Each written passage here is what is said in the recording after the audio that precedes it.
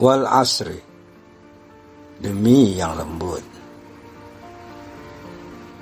Allah bersumpah dalam surat Al-Asr. Pada awal surah yang pendek ini, Allah bersumpah dengan waktu, dengan zaman. Innal insana lafi khusri. Sesungguhnya manusia itu benar-benar dalam kerugian. Ayat ini dia memiliki dua penegasan atau dua penguat, yaitu pada kata inna yang berarti sesungguhnya, dan pada kata lafi yang mempunyai arti benar-benar atau sungguh-sungguh. Innal insana, al-insan yang dimaksudkan di sini adalah dia secara menyeluruh, semua umat manusia tanpa kecuali. Dan jika kita sambungkan dengan ayat yang pertama, maka kita akan mendapatkan tiga penguat sekaligus. Yang pertama yaitu sumpahnya, bahwa Allah itu telah bersumpah. Yang kedua, inna insana, sesungguhnya manusia. Kata inna ini ingin menegaskan kepada seluruh umat manusia. Dan yang ketiga itu pada kata lafi, bahwa sebenarnya itu dalam kerugian yang nyata. Nah, jadi dalam kalimat yang sangat pendek ini, Allah itu dia mengumpulkan tiga taukid. Taukid di sini adalah penguat sekaligus. Nah, ini pasti ada sesuatu yang besar di balik semua ini. Bahwa sesungguhnya manusia sudah pasti rugi. Sejak lahir manusia sudah rugi. Namun hampir semua manusia, mereka tidak mengetahui apa yang membuat mereka rugi. Kecuali hanya orang-orang yang berjalan dalam pengetahuan ilmu, hakikat dan ma'rifatullah, baru dia bisa memahami letak kerugian tersebut.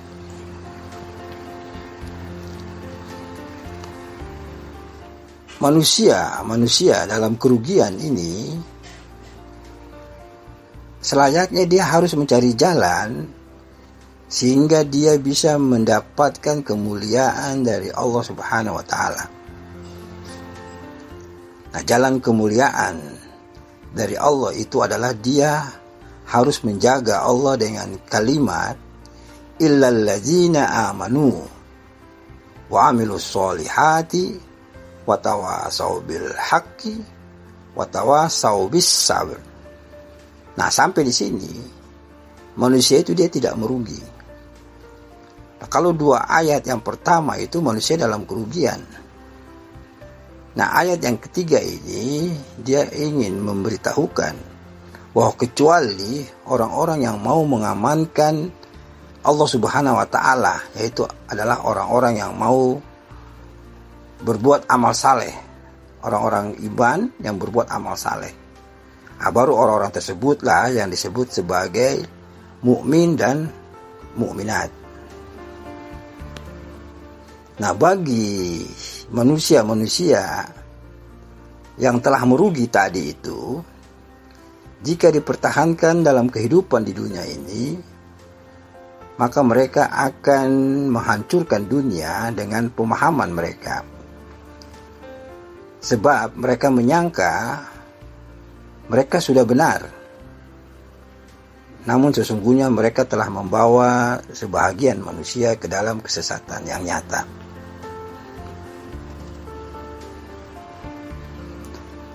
Dalam hadits qudsi, Allah berkata, Man arafa nafsahu faqad arafa rabbahu. Barang siapa mengenal dirinya, maka dia akan mengenal Tuhannya. Man arafa rabbahu faqad arafa soratahu. Barang siapa mengenal Tuhannya, sudah pasti dia akan mengenal solatnya. Kemudian Allah berkata lagi, man arafa solatahu faqad arafa Muhammadu. Barang siapa yang telah mengenal solatnya dengan baik dan tepat, maka dia akan mengenal Muhammadnya. Nah, Muhammad itu ada dalam dirinya. Sebagaimana Allah berkata dalam surah Al-Hujurat ayat 7, wa'lamu anna fikum Rasulullah. Ketahuilah sesungguhnya Rasul itu ada dalam diri kamu. Tapi kebanyakan manusia tidak memahami di mana letak Rasulnya dalam diri mereka. Bahwa Rasul dalam diri kita ini dapatlah dimintakan syafaatnya berupa pertolongan untuk memberikan jalan keluar atas segala permasalahan yang ada di muka bumi ini. Nah, namun karena kebanyakan orang telah mengatakan bahwa syafaat itu adalah nanti setelah kita meninggal, bahwa innallaha wa malaikatahu yusalluna 'alan nabi, sallu 'alan nabi itu dianggap sebagai ucapan sholawat saja. Padahal ayat tersebut itu adalah operasional. Ayat tersebut adalah perintah untuk melakukan, bukan untuk membacanya saja. Nah, haruslah kita rasakan sambungannya dalam diri.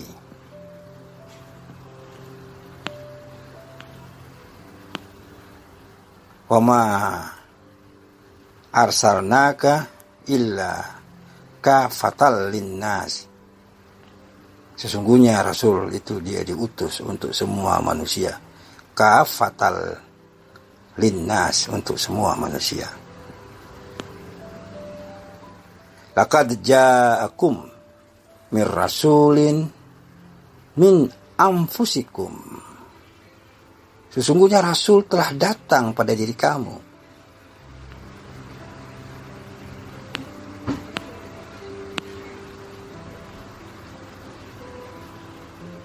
Tapi kebanyakan manusia itu dia tidak mengenal Muhammad dalam dirinya. Sebagaimana Allah berkata, walakinna aksaran nasi la ya'lamun.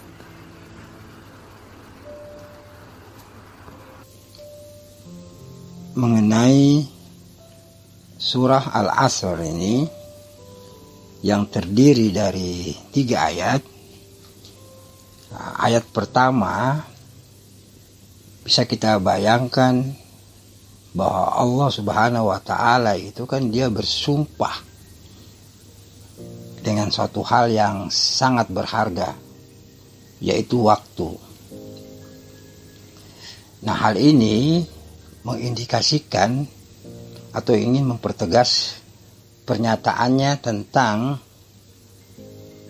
bahwa manusia itu dalam keadaan merugi,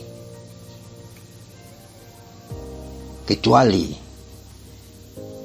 illallazina amanu, yaitu orang-orang yang beriman, wa amilus sholihah, dan mengerjakan amal soleh. Nah, amal soleh itu mempunyai makna. Amal adalah perbuatan, soleh itu adalah hubungan.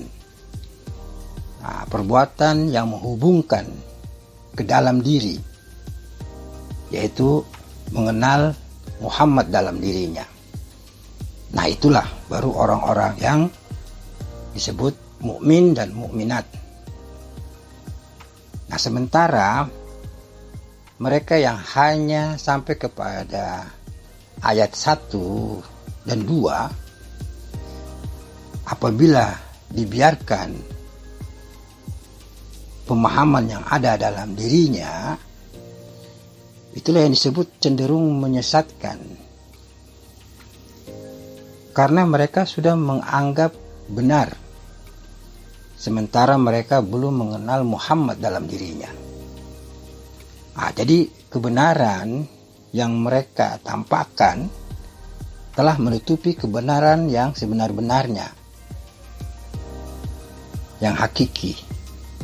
Itu sama dengan penyesatan.